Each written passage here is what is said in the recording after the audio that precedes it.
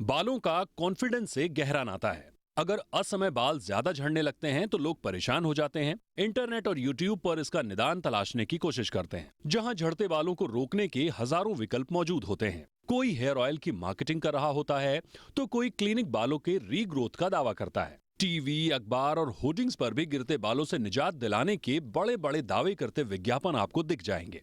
लेकिन क्या वाकई इनके दावों में सच्चाई होती है? ये गिरते बालों को रोक देते हैं?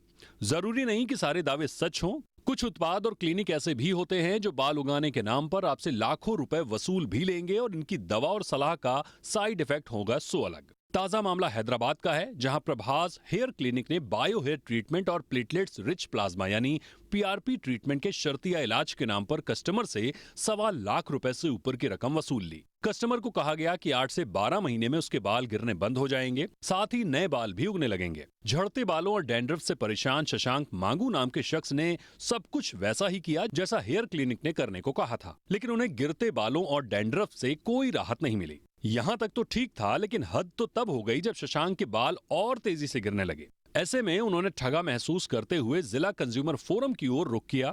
कमीशन ने प्रभा हेयर क्लिनिक की अनियमितताओं को देखते हुए उस पर करीब 2 लाख रुपए का जुर्माना लगाया। ये केस स्टडी एक सबक है उन लोगों के लिए जो सिर्फ एड देखकर गैर पेशेवर क्लिनिक से अपने बालों का ट्रीटमेंट करवा लेते हैं।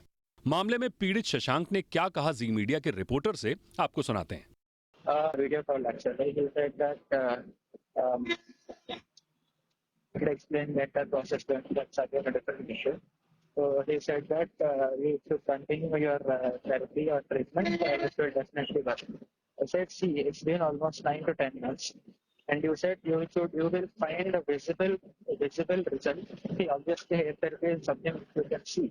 It's not something which can be hidden inside, right? So I said, I don't see any visible result after all this 10 to 12 months and me spending around 1.3, 1.4 lakhs. मामले में जब जी मीडिया ने प्रभास हेयर क्लिनिक से बात करने की कोशिश की तो उसने बात करने से साफ इनकार कर दिया।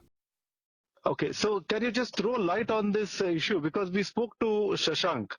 Okay. So he says he was taken for a ride by your company, promising that hair loss and dandruff treatment. Yeah.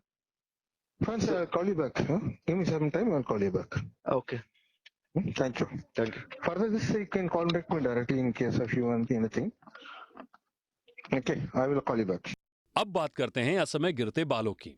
दरअसल इसकी वजहों को समझना बेहद जरूरी है। इसके लिए आप किसी अच्छे डर्मेटोलॉजिस्ट से संपर्क कर सकते हैं। त्वचा संबंधी बीमारी के चलते बाल गिर सकते हैं। कई बार बॉडी में vitamin A, vitamin C, vitamin D, vitamin B7 और विटामिन B9 की कमी से भी बाल गिरने लगते हैं। इसके अलावा खराब खानपान, प्रदूषण, लंबी बीमारी, हार्मोनल असंतुलन, खारे पानी के अलावा स्कैल्प इन्फेक्शन, किसी दवा के साइड इफेक्ट, किसी केमिकल से एलर्जी और महिलाओं में डिलीवरी के बाद बाल गिरने की आशंका रहती है। वहीं कुछ लोगों में वंशानुगत वजहों से भी गंजेपन की शिकायत हो सकती है। इसलिए ये जरूरी है कि बाल गिरने के असल कारणों की पहचान हो, वो भी डॉक्टर की निगरानी में। और हाँ, किन्हीं कारणों से आप या आपका कोई जानने वाला ऐसे जालसाजों के जाल में फंस गया है तो आपको क्लिनिक या ब्रांड की ओर से किए जा रहे दावों पर सवाल पूछने का पूरा अधिकार है। अगर आपको किए गए दावे गलत साबित होते हैं तो कंज्यूमर फोरम में शिकायत करके आप अपने लिए इंसाफ मांग सकते हैं। शर्त यही है कि आप सही जानकारी रखें और जागरूक रहें। ब्यूरो रिपोर्ट, जी मीडिया।